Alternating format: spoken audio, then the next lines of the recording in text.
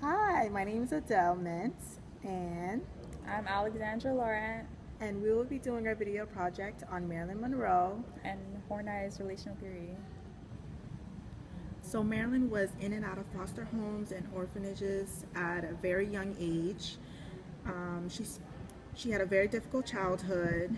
She didn't know her father, but she claims Clark Gable to be her father, but there was no evidence that he knew her mother. Her mother wasn't in her life because she was in and out of mental institutions. But her mother's friend Grace took her in for like a few years, and there were a couple who were deeply religious, and they prohibited activities such as going to the movies, going out, all the extracurricular activities that young kids like to do. Her partners were usually powerful men, and that is a feature characteristic of women who have the orientation of moving towards. She always demanded love, and she lacked the ability to move against those when, especially when it was most necessary too. She valued her physical beauty, especially to ensure affection. She was known for her promiscuity, and it also suggested a neurotic need for love. She repressed hostility and anger to feed her need for affection, which stemmed from her feelings of having an absentee father. Monroe was actually married 3 or 4 times. She got first married to James Doherty when she was like 16.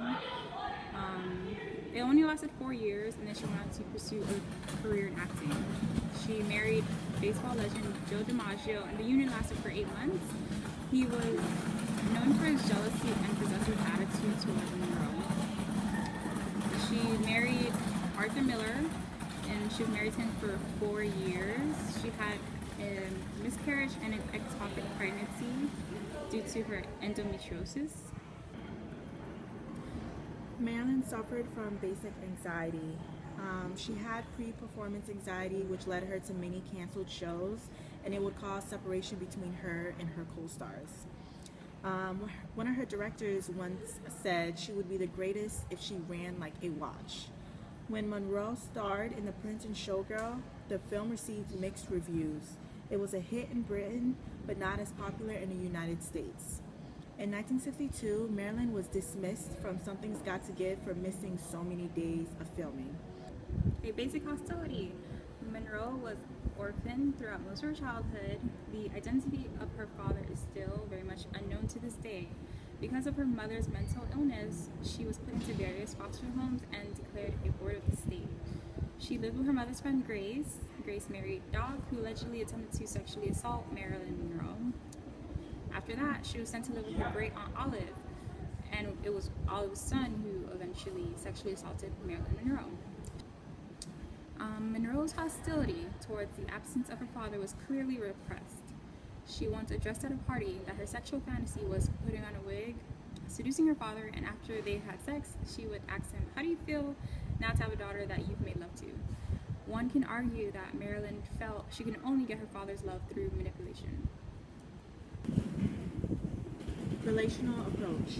Marilyn stresses negative emotions and emphasizes avoidance. In her personal life, she had many unsuccessful marriages and relationships. It led her to not do as well in her films because it would cause her physical illness. On August 5th, 1962, Marilyn was found dead in her home with an empty bottle of sleeping pills by her bed.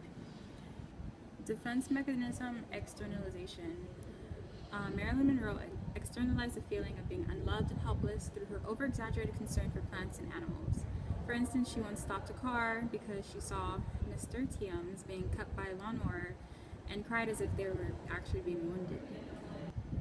Gender role. In the culture that the image and persona Marilyn Monroe was familiarized with, she was a hypersexualized figure. Her image portrays a caricature of femininity as perpetuated by the male gaze. Many of the roles revealed a phallic woman as a figure which hid a helpless, traumatized child. Now we're at the conclusion. Marilyn Monroe is known as a powerful sex symbol with a childlike persona. She attracted men to be protective over her, which is what she desired. She wanted that unconditional love and support from her parents, but unfortunately repressed it through compulsive sex and sedatives. Had Marilyn been treated properly through Horney's theory, she would have been thought to focus on only the present. She would have been taught to reject any cultural biases regarding femininity. She would have successfully replaced her real self with an idealized version of herself.